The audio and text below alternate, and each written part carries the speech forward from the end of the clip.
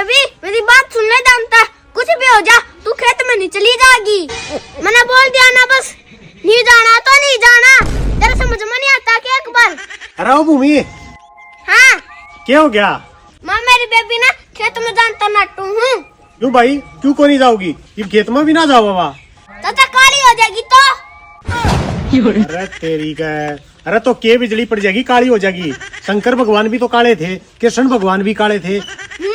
जब तेरी बेबी भी काली हो जाएगी तो उसमें क्या दिक्कत आओगी बता? चाचा मेरे बालक भी तो काले पैदा होंगे ना फिर। मेरा तो काम चल जाएगा, बालका का काम क्यों कर चलेगा? मेरा दिमाग न चटे जो तेरा रहता है। सुन लेना बेबी तना कितना नहीं जागी।